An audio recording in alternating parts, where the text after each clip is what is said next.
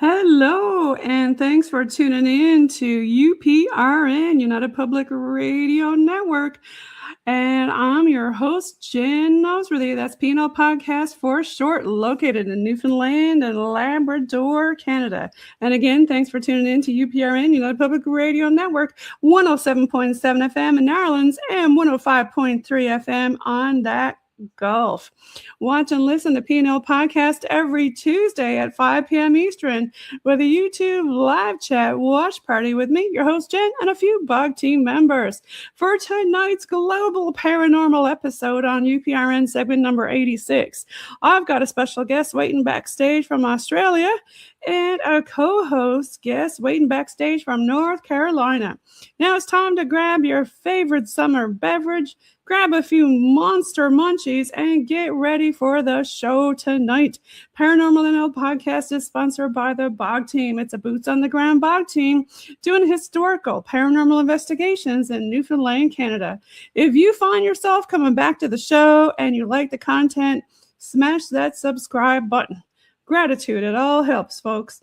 Grab your PNL Podcast and BOG Team merch on TeePublic on our Linktree Paranormal NL Podcast. Now, all BOG Team music heard in the intro and the exit is available for download and use on all social media and streaming music platforms. PNL Podcast believes in supporting international paranormal networking and highlighting global paranormal people, places, and things. Now, let's get on with the show. I'd like to give a shout out to who recommended the guest tonight, and that would be PNL Podcast Alumni Network member from season 3 and 4, Andy Booth with Alien 8 UK and the UFO Files. So I'd like to also welcome on the stage right now, we've got our co-host, Mr. Rob Shelsky. Welcome, Rob. Hello there. How are you doing tonight? Welcome back to United Public Radio Network, Rob. So for the folks listening around the world, do you want to give a shout out to a little bit about yourself? Sure. I am a MUFON field investigator X. I was it for 3 years. I am an author of 83 books now, and I love investigating anything paranormal, including ghosts, cryptids, UFOs, you name it, I like it. Well, thanks again for being back on the show and co-hosting. And now our guest tonight, all the way from Australia, we have Mr. George. I'm going to let George say his last name so I don't mess it up. Is it Mitrovic? Is that correct? Mitrovic is the anglicised version. Mitrovic is the ethnic version, but the Australians didn't know how to pronounce it. Nice. Now, what part of Australia are you in? New South Wales, is that right? Yes, I'm in New South Wales, in Sydney, or a suburb of Sydney, in a gated community for old people waiting for death. Now, Rob used to live in Australia, didn't you? Yeah, I lived in Ballarat and in Melbourne, and actually, I was in at St. Kilda's Beach, I think it was, when they were filming On the Beach there. And I got to see Ava Gardner, and I think it was Gregory Peck who started the movie. Have you ever seen On the Beach? Many, many years ago, and I didn't realise you were over 35. Way over 35. So, George, you got a lot of books yourself. I've got actually a book here I can hold up that I got, and I was interested in it because I seen the word Newfoundland and Labrador on it. And, it's not, maybe if I remove this, it's not quite often you see a place or a book that's got Newfoundland and Labrador on it. And when you do, you want to snatch it up and see, what's this? So what got you into doing books about different states and provinces? I started this series of states and provinces of North America because I realised that cryptids cannot stop at the Canadian border. They tend to travel all over. Last Christmas, the Christmas just passed, I published 29 up until yesterday afternoon when I finished Pennsylvania and Prince Edward Island. Wow. Which got 5 pages. You've been a busy bee, George. Nothing much happens in Prince Edward Island, but I have to list all of them because that's how you find patterning. Well, I'm sure there's a lot of sea creatures around Prince Edward Island. I know you talked a little bit about mermaids in Newfoundland and Labrador. Yeah, I've talked about lots of things in Newfoundland and Labrador. That was a few books ago, and my memory is like a sieve. It retains nothing. Do you have a favorite creature, George, that you'd like to write about? No, I love all of them. I mainly work on, and it's a long story, and we've only got an hour, and my interviews normally last 2 to 3 hours, so we've got to hurry. And that is many, many years ago when I was still prepubescent. I started reading the books of Harold Wilkins and the early work on the Andy experiments and basically all the paranormal stuff that you didn't believe existed then when I was 8 years old. And well, I'm not 8 years old anymore. I'm well over 70. And I noticed similarities in sightings, but not in the sightings. And what it is I noticed that you'll have a hill or a mountain or a small area, and there's a Virgin Mary sitting in a tree and her devoted Catholic acolytes standing around it and doing whatever they do with the Virgin Mary standing in a tree or a cave, but they seem to like them. And on the other side of the hill, you've got hunters and other people in the wooded area, and they suddenly say, "Ah!" Bigfoot suddenly appears and goes.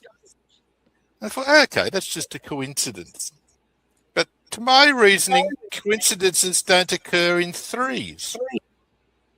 No. Another area near it. Right, that's right. Another area, you've got a traditional favourite. And remember, I'm reading these books in the early 60s.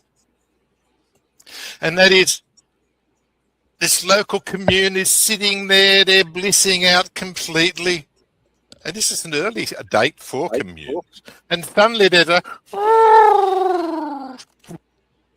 ramp comes down, the tall 7 foot tall blonde Nordic creature comes out, gives them a whole litany of disasters that are about before mankind, and then it leaves.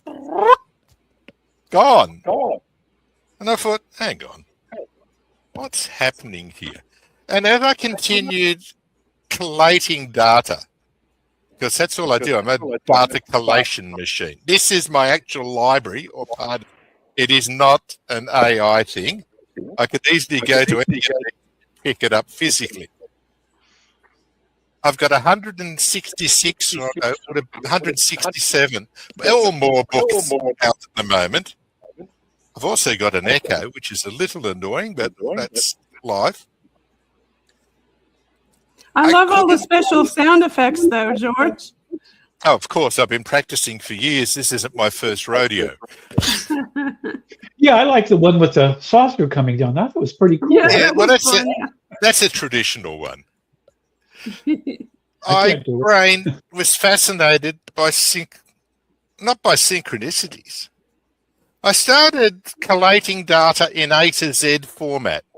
Put down a place, write down the phenomena, and I had all this system of old typesetting boards, so I could put all the data. This is pre-computers, remember? Okay. So, but I had this huge alphabetical thing which I could keep adding from all the different books I was buying. Data that isn't in just one, because you have to have an overview.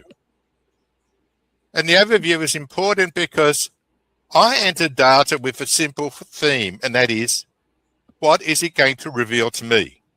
I'm not going to do I need to do a book on Bigfoot in Alberta that fulfills all of my parameters and promises. That's easy.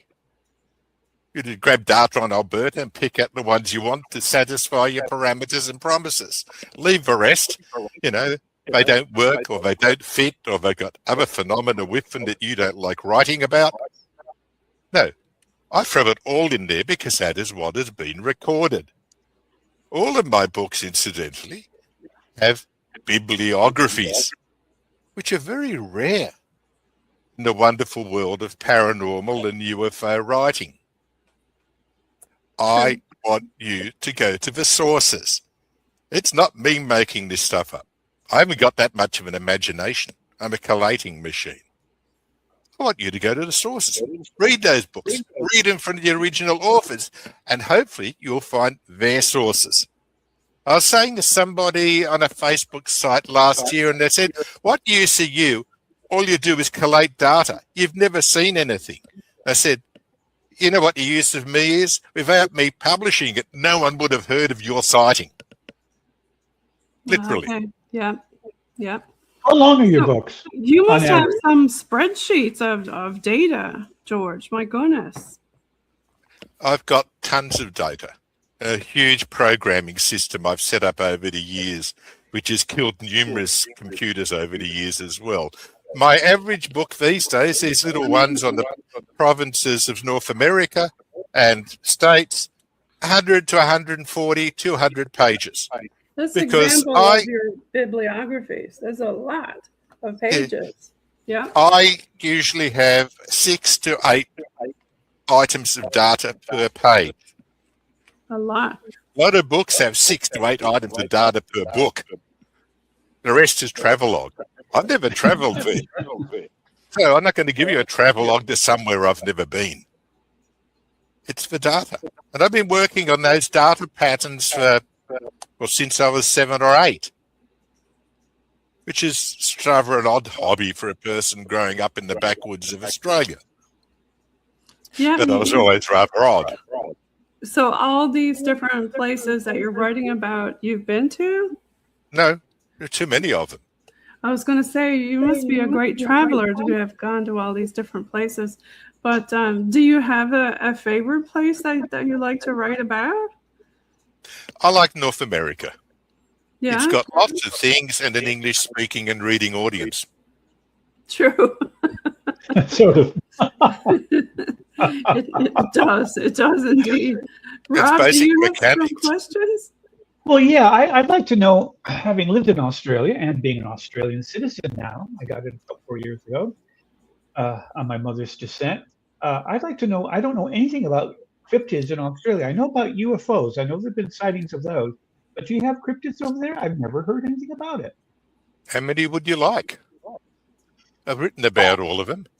I've 5. got 2 big books on Yowies of New South Wales, and a Yowie is the Australian version of a Bigfoot. The title was translated to Bigfoots of New South Wales so that people in North America would understand what I was writing about. Have you been on with Sarah Bignell, George? With I don't Yowie know. Central? She's got a No one in podcast. Australia has ever contacted me. Oh, okay. I find Yeah. most people in most major groups don't come near me or touch me with a stick. Yet I'm always having interviews, and I've written more than most people on the subject involved. But I am a little radical with everything. I believe in data. I Right. believe in the information. I believe in the patterns created by the information. Because a lot of bias comes into writing. Oh, the other big book was Yowies of Australia. And all of my books in those regards have maps, because I love maps. A lot of my books on cryptids have maps so you can see where the sightings were. And you start seeing patterns you didn't think occurred, didn't think would exist. Like, do you know there are more Bigfoot sightings around Los Angeles than in north of California? That's strange. And that's just from a map. Well, no, Northern California is heavily forested. So, yeah, I could see that. But there are No. more around Los Angeles. Well, there is a forest around Los Angeles, but it's kind There's of also desert concrete. and varieties of desert Bigfoot. Desert Bigfoot. Okay. There are lots of different types of Bigfoot. Let me start with a story I use in every interview, and everyone seems to get a laugh out of it, or they're just trying to get rid of me, but they usually ask me back. And that is, this is a story, girls and boys, ladies and gentlemen. One morning at 2 a.m., Randy and Andy are going for a drive through the forest. It's late. They might have had a couple of beers. They might not have had a couple of beers, but they're doing what young men do, which is go for a drive in the bush for no apparent reason. Just because it's there, and I used to do the same thing. I still do sometimes. And Randy says to Andy and says, I've really got to get out of the car, and I use the United States statement of to relieve myself. I'm not sure if the Canadians and Newfoundlanders are that discreet. We usually say we need to get out of the car for a whittle. There you go. And of I course, was going they to get out of say the whiz. Yeah, there you go. A wee or a whittle or a whatever. Yeah. But the United States people like euphemisms. I think it's their Puritan background. They're not as wild as the Canadians, which I like. I know some great people in Canada have interviewed me over the years. We went pretty wild recently for the Habs when they won. So we're crossing our fingers this week. They win again. Okay, well, good luck with it. I don't know what you're talking It's about, but hockey. good luck with it. Oh, okay. Not really a popular sport in Australia. There isn't much ice. Not much ice, no. But anyway, Randy and Andy, they've been driving. They had to get out to have a wee. No, that doesn't sound unusual. And why is this silly old fool talking to us about it? Because one of the most common reported UFO events is a person or two people get out of their car to urinate, and next second something is screaming, yelling, jumping up and down and throwing things at them. And this is a common theme. It's also Anthropology 101. It's standard simian behavior. And if we're not sure about the meaning of simian, it means gorillas, apes and monkeys.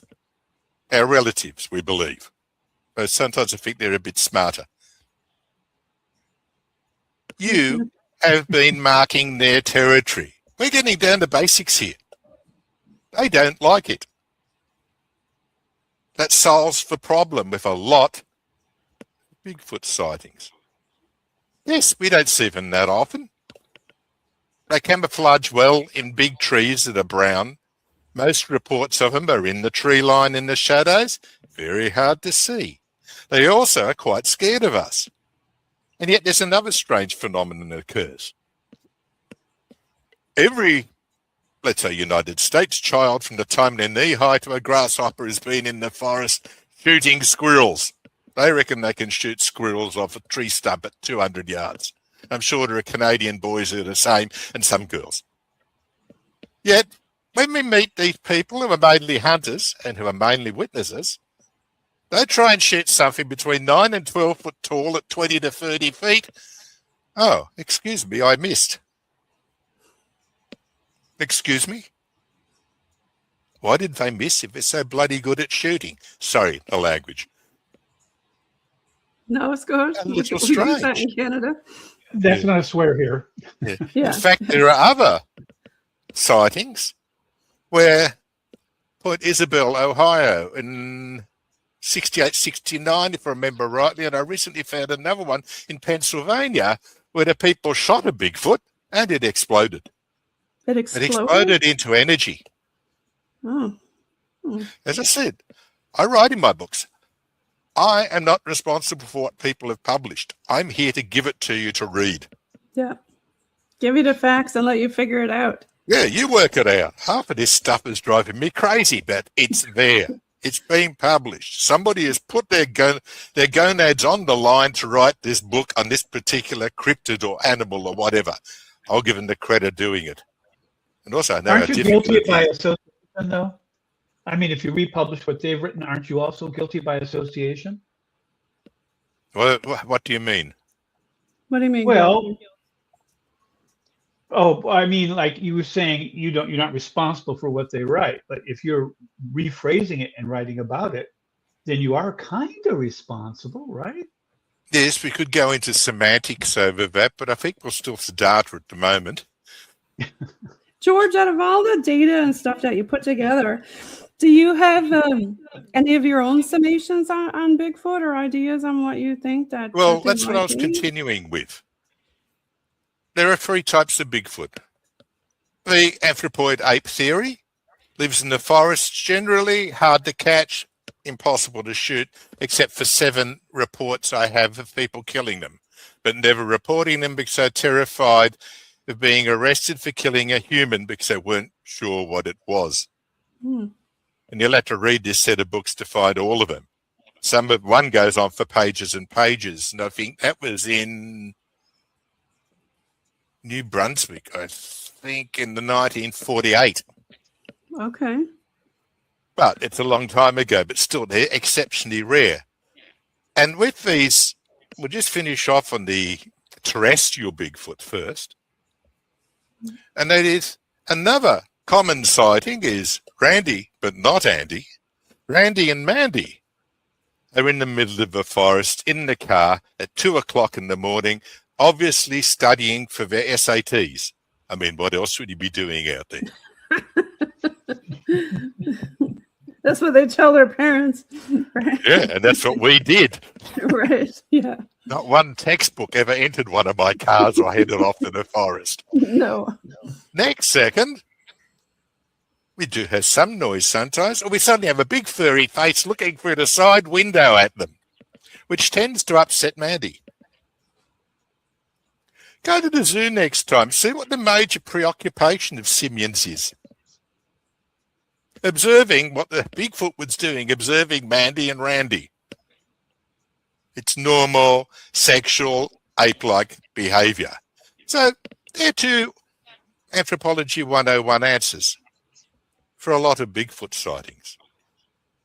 The second class is the mythological sightings, the Wendigo, things like that, of which 8,000 or more books have been written. I'm not even going to try and compete with them, because you can go to any number of libraries and find it. We'll leave it at that. But there's a third type which got me even more confused. Imagine October 1954, France, the biggest UFO flap in French history, documented by Amy Michel. The witnesses are doing whatever they're doing, walking, riding bicycles, selling onions. I've got no idea. It's written down in my books. Sometimes it isn't. Next second, it's back. The ramp comes down. It's not Orthons from Venus. It's not a grey. It's not a little green man.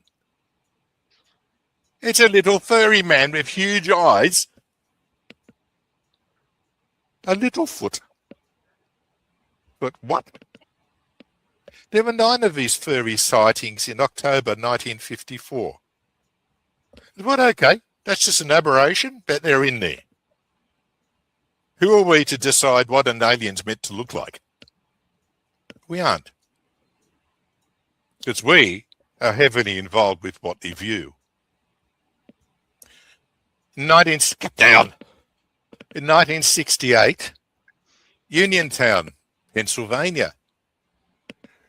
Local farmers are seeing lights in the sky and strange noises, and then suddenly, yes, do you want to do it, Rob, or will you leave it to me? Into the forest next to the farm. And who comes out of the forest? A big foot. About 8.5 foot tall. And remember, Star Wars didn't come out till 1975. True. Where did this common imagination come from? Or was it not imagination? From 1969 onwards, there have been a lot of large, hairy hominid sightings in relationship with UFOs. They don't fit into Anthropology 101. These are the mysteries I like. You see them coming out. You see them going out. There are a couple of reports of being thrown out while the thing's hovering. You know, there's even one from 1909 in Wales, where this airship arrived. This was during the Great Welsh Airship Flap and Independent Religious Revival. Funny how they go together.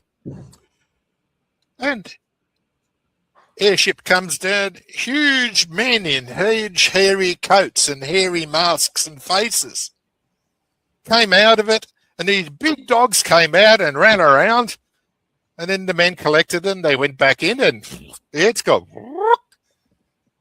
Of course you've got to let the dog out every now and again. Right, yeah. These are humanizing things.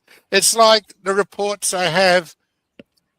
Report Pennsylvania, I think it was 1969. UFO happily buzzing around, flying a little erratically, according to the witnesses, went straight through a billboard. Then off again. Who was driving their parents' UFO at the time? We have to allow for every age group and every type. Or was it because they suddenly came out of another dimension and, whoops, what's this one? Because a common feature with a lot of cryptids and Bigfoot and aliens is they look as surprised to see you as you seem surprised to see them. True that. They're just flying out of the sky and nobody knows what's going on. Yeah, next second, and why. Which reality is this? So you believe it's different dimensions, maybe? Do you think, George? In a lot of cases, yes.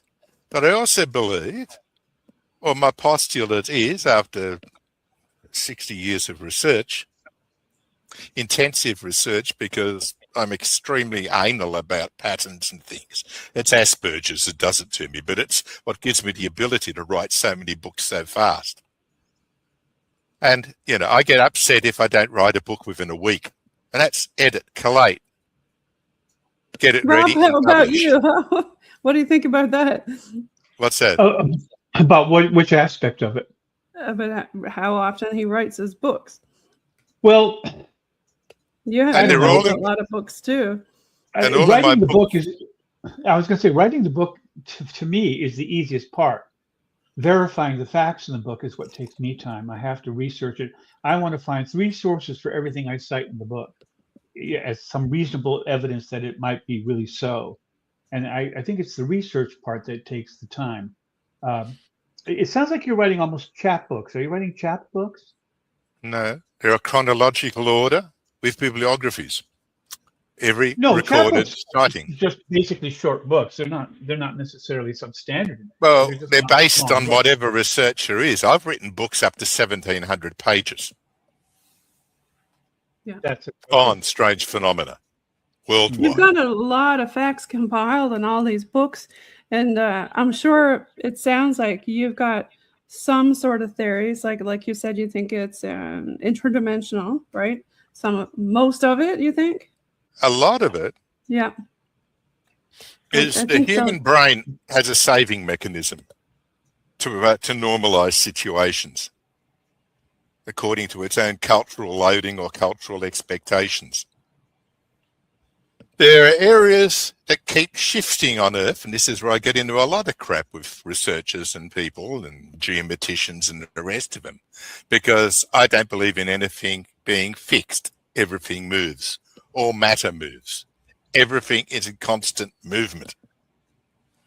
These areas constantly shift. I don't look at the phenomena. It's interesting.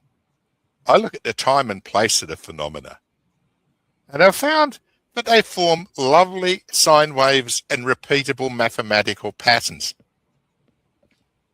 which means they're related to energy. And we have different energy intersections. I call it electromagnetic harmonics. They vibrate at different rates. The postulate being, at this particular vibration point, an opening occurs. Could be to a wormhole, it could be to an anything. It could just be free states of matter. I haven't been in one to find out, but I've seen the results of what's happened in there. And the human brain, when they're busy observing or suddenly coming across this thing at 3 o'clock in the morning, it adapts this pure energy point into what it believes it could be. Because the real parts of the matter are the objective time and place. The rest is subjective and how it's interpreted by the observer. And that can even include physical traces, lots of physical traces, human body responses, actinic burns, radiation, strange things like that. They're being exposed to high energy sources. And some people don't like that idea. They want the simpler way down, that Orthon comes down, gives them a whole lot of crappy promises and heads off again. And he appears quite often. I need to find the sources of these things by collating as much data as possible and then collating the patterning on it. Yeah, that is a common thing in happening, isn't it? When people are in close proximity to different UFOs or orbs, is one of the first things I look for is were there burns, or what do you think, Rob, or things like that? Being a MUFON field investigator for 3 years, we were very into the hard science part of it. We were looking for burn marks, we were looking for DNA samples, we were looking for genuine photos, and we had our own people who could check the photos to make sure they weren't doctored. We had our own hypnotist who was also a doctor. We didn't go with these, I don't want to say fly by night, but these people who are self-professed hypnotists, because they can create false memories. And if you ask them to remember something in their past, they will, if they're under hypnosis, they will oblige. And then when they wake up, that becomes a fixed memory, whether it was real or not. But these people who do that, they're not necessarily giving a real memory. They're just responding to, if you said to someone, I want you to remember a past life, they're going to remember a past life for you, whether it's real or not. So you have to be very careful with hypnosis. But that's how we kind of approached it with MUFON. So yeah, I had a very good friend in California, MUFON, who passed away about a year ago. Oh, sorry, George. Yeah, and my brain has just gone totally blank. Lovely man. And we co-shared an interview with Andy DeCodes, 2 years ago, 2.5 years ago. Oh, you might know him, Rob. He's ended up dying of cancer, and I started working on a book based just on cancerous reactions to UFOs. Okay. Because I've got the data there. It's all around you. Right. But I was too busy with other books to get them out of the road first. I'd like to get some suppositions on your part or conclusions that you've come to about all this. Do you think these visitations are evil? Do you think they're good? Do you think they are basically paranormal? Or do you think they are something that exists in this universe and is part of a reality we're just not seeing, like we're blind to it for some reason? Yeah, I say all of the above, which was my favorite answer in high school, because we can't discount any of them because they're all valid reasons. Whether it's a person and their brain is converting this light and burning image into the Virgin Mary, before you know it, there's a basilica sitting there and 5 million followers, or they're seeing Orphan from Venus, is just one of my favorites from the 1950s, coming down with strange prophecies that never come true, which is oddly enough a major theme of them. Or you see, think that this might be people who are and how do you put this politely? Do you think they're people who are just having fantasies and they think they're real, but they're not? Yes, in some cases, many cases, yes. Like hallucination or something like that. They're hallucinating. The brain does funny things to defend itself. It tries to normalize anything. And it will create images. But what I like in the notes and the research I find is this person meets the images and the footprints are there. That's where we start finding it strange that it can't be a fantasy. It left footprints. It left burn marks. It burnt their testicles. Who knows, in some horrific examples, it's said to have reduced their lifespan by years by giving them blood cancers and things like that. Mm-hmm. That is an imagination. Or if that is psychic power, my God, they've got death wishes with it. Do you understand what I mean, Rob? Of course you do. Mm-hmm. I do, yeah. A lot of the UFO cases do result in injury and harm to people. And there's quite a few deaths regarding UFOs around the world, if you add them up. And it's been going on for a long time. But I have a question. You were talking about Bigfoot, and you must be aware of the missing children and adults that in our national forests here in the United States. I live in North Carolina. I'm really close to the Appalachian Trail here, and I go up there every once in a while, not alone. But it's do you think that they're evil, that they're eating people? What do you think's going on there? With that particular mass disappearance thing, as I said, I work on maps. I've got lots and lots and lots of maps in my books. That's why a lot of them are expensive, because they're all full of color maps. And all my books are large format, 11 by 8.5. So you can really see a map. Or just go to its electronic version and play with it all you want to. Because my books are in all formats. They're even on Audible now, and I think I'm the only Australian author on Audible. Oh, really? Well, I'm on it too, and I'm Australian. Good. There you go. And you're in the States, though. Yeah, I'm in the States. Yeah, you're in the States. It was limited to the States and Canada. But I figure Audible books are limited to the States and Canada? No, to the authors of the States and Canada. Oh, I see what you mean. They said we cannot accept recommendations from anywhere else or manuscripts for anywhere else. Then one day they said, we've chosen 50 of your books to publish. Could you just modify them a little bit and do it? I said, of course, bang. That was the next few weeks because they had to be modified a bit to go on Audible so the thing can read them, because it can't be my voice. I do 18 pages an hour. I've tried that. Sorry. My throat dies after an hour. So, George, do you think these people up in the Appalachia go into a different, I guess, time, space, reality, or universe and get lost? Or do you think they're being taken by these creatures? It's an interesting thing. I published one of my books on pages on the spread of Bigfoot over North America.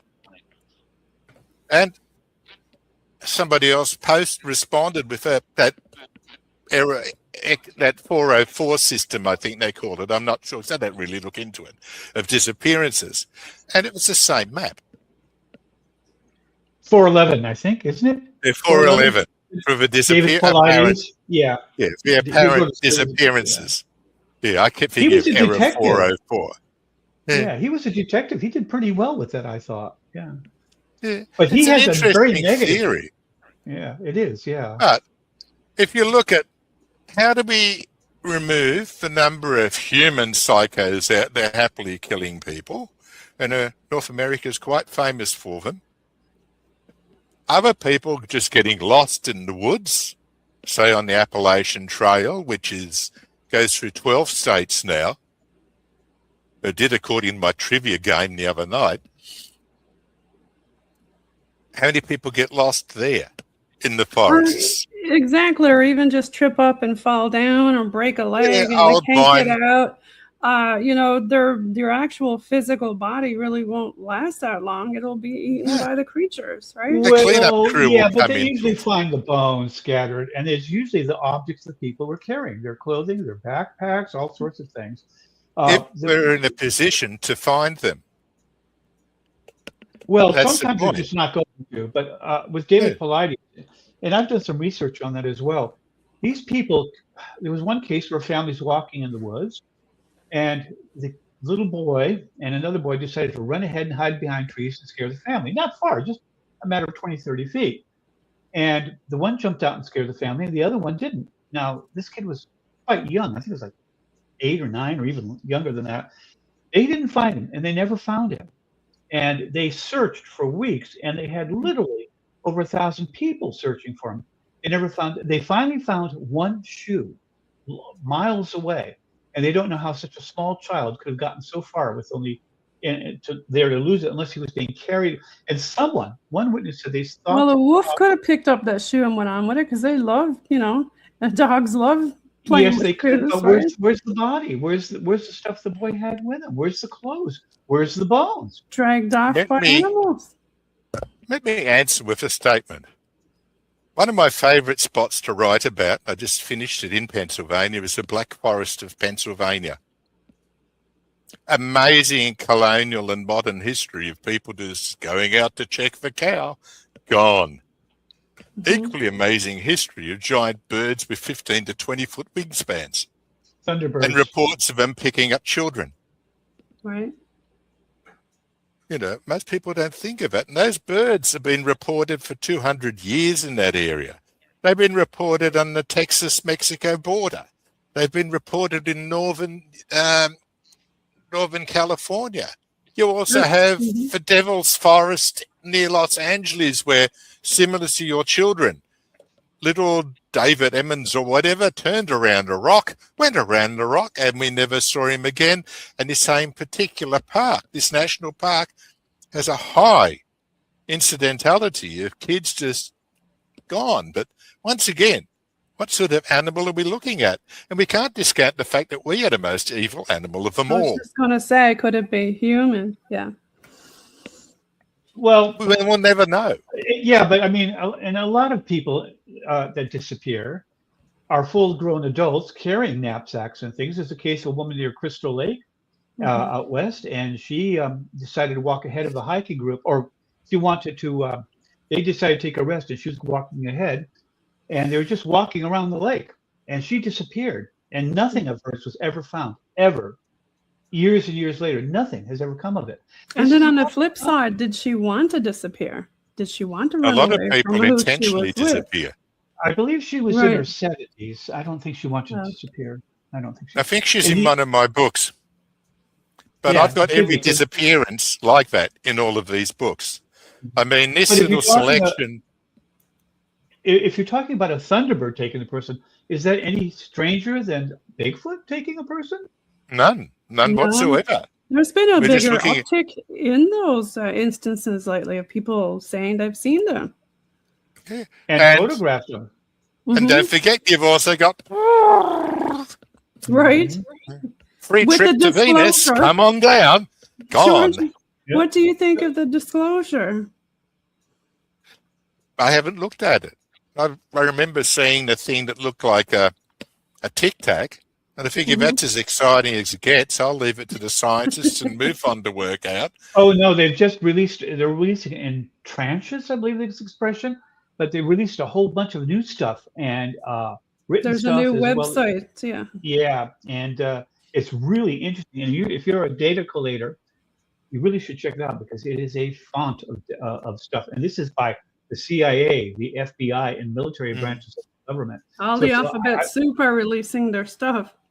Yeah, and it's so your books, you know, a lot of them might actually be documentaries. A lot of my books are documentaries.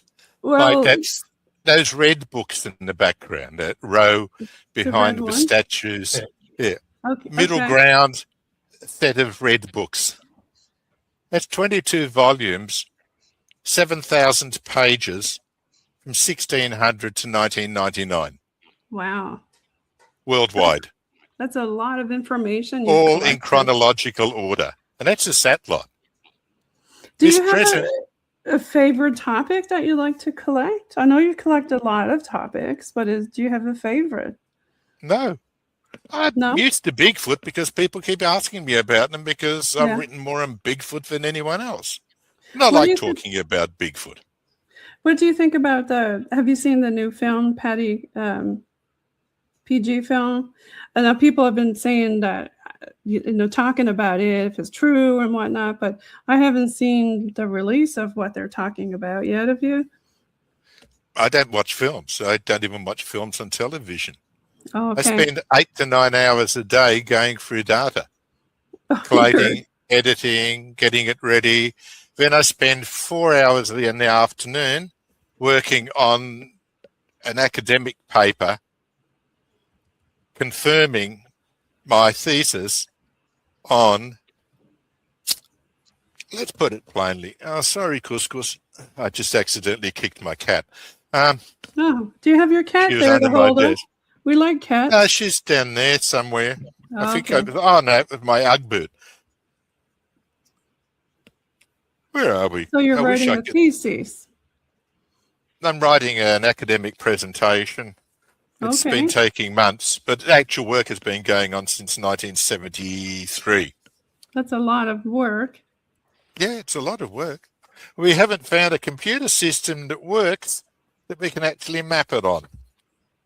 But we're working on it. Or something? No, they all keep collapsing and doing strange things. Well, that's the alphabet soup looking at it. Right, Rob? I think so.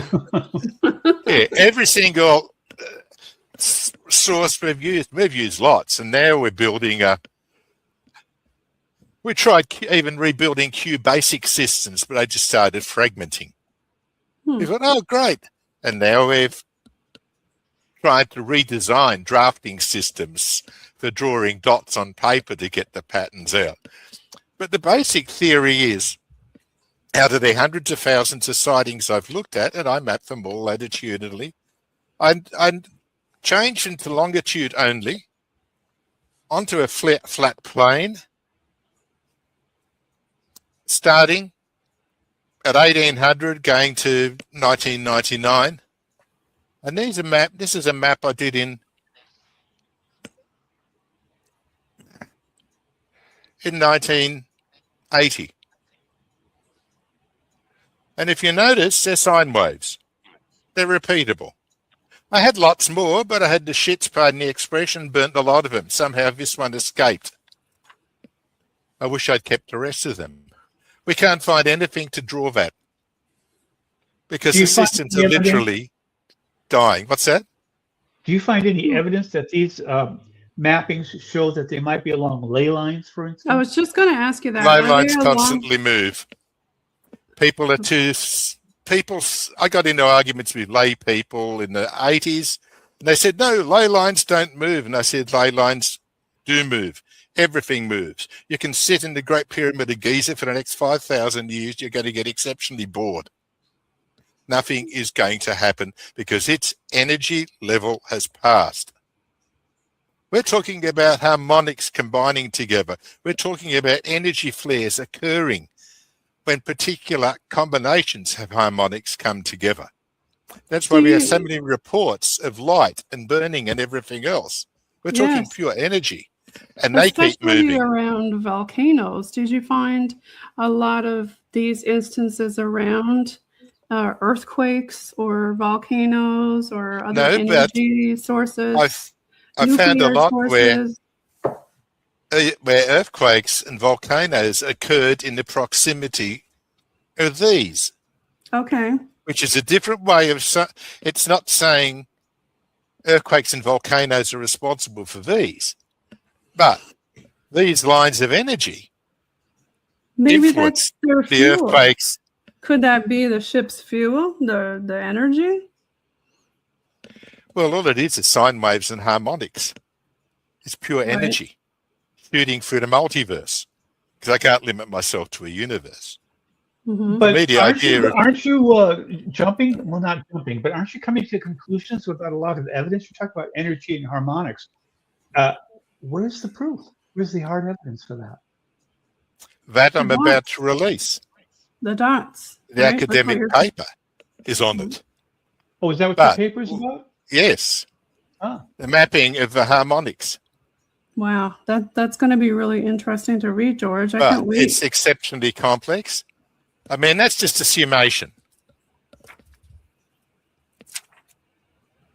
And that's a lot. probably 30 pages of summation. Mm-hmm. So far, we have collated 30 volumes of attempts at getting computer systems to work, Wow, George, do you because find we're there- documenting every single stage of this adventure. do you correlate this at all with CMEs, coronal mass ejections, at all from the sun, with the energy plumes, depending on what side of the Earth? It would include them because of a lot of cases where energy does travel through the Earth, not just around the Earth. It has to go everywhere. Right. But you'll get the same weird energy explosions going on this side of the Earth and on this side of the Earth at the same time. Okay. Interesting. Do you have any Yeah, other I find it questions about that, fascinating. Rob? Rob, do you have any other questions about the I'm energy sorry, Rob, source? you've gone to sleep, or no, I was No, just thinking about it all. Okay, I you, can you tell he spent was thinking about a question. Yeah, I'm listening to what you're saying, and trying to absorb it, and then my questions come from that. You Okay. spent 60 years doing this. Have you come to any hard conclusions?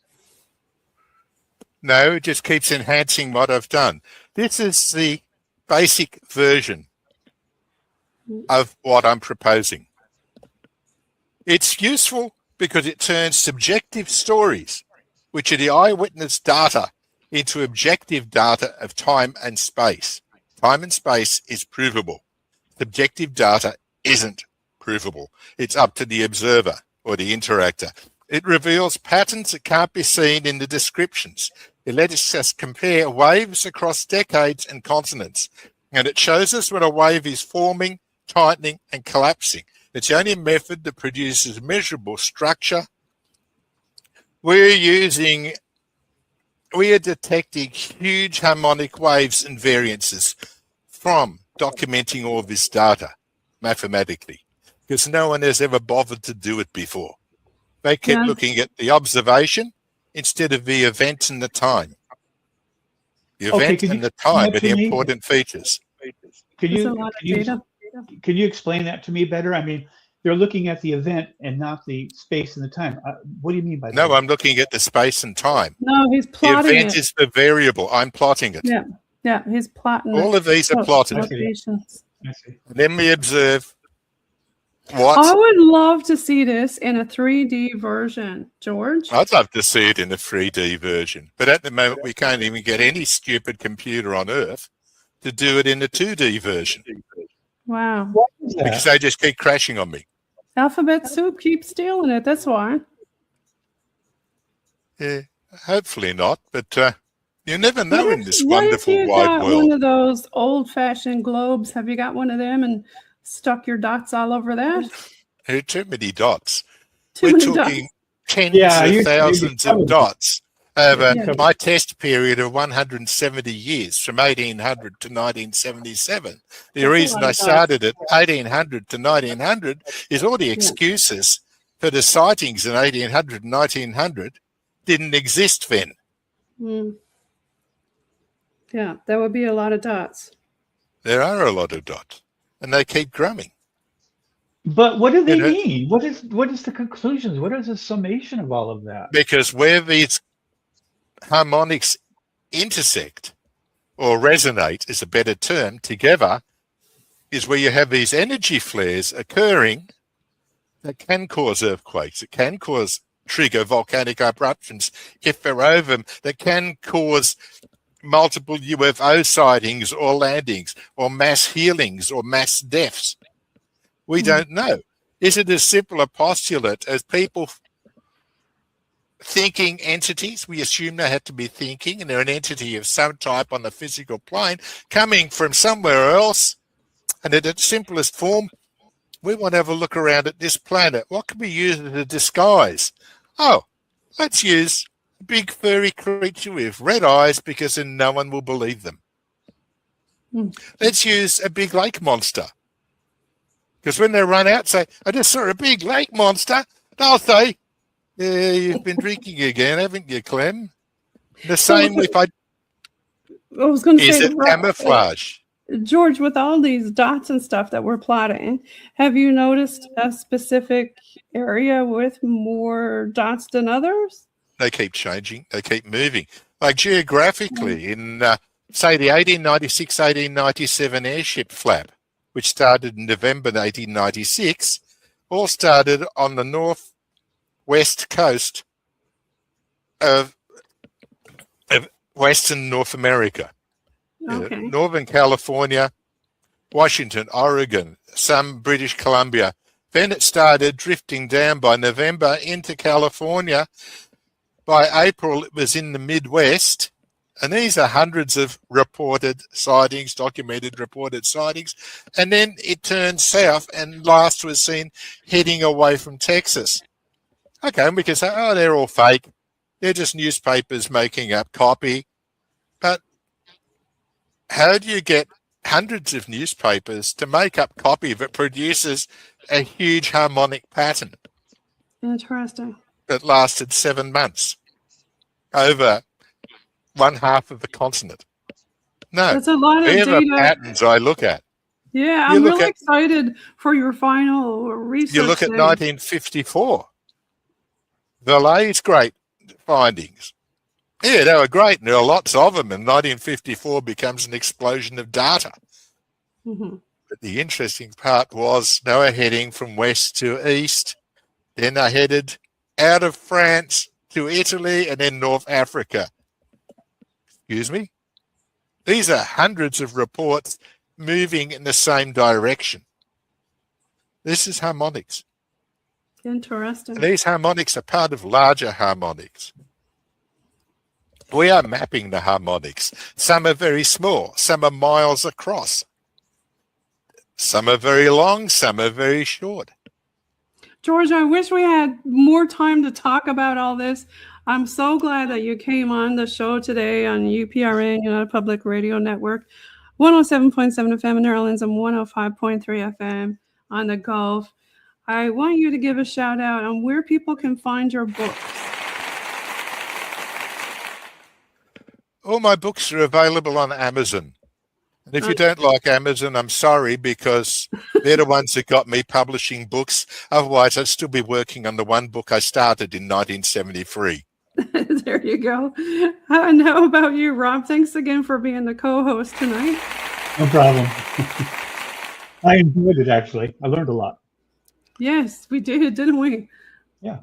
And where can people find your work? Rob, where can people? Oh, I'm sorry. You're asking me. I thought you were asking George. You can find my books at Amazon. You can find them at Simon & Schuster. You can find them at Permuted Press or a number of other book publishers.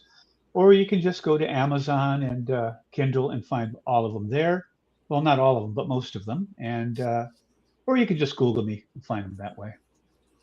Well, everybody follow George Mitrovic and follow Rob Shelsky. You're going to love them both.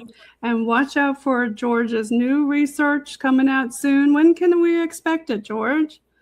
No idea. No idea. But keep watching for it because it's interesting. Yes, The End of the harmonics week, right? itself. Yeah. Will do my best. And a simple word of advice: when you are searching, first names and surnames, lock them inside inverted commas. Otherwise, you won't find only Rob Shelskys. You'll find every Rob and every Shelsky on Earth. True.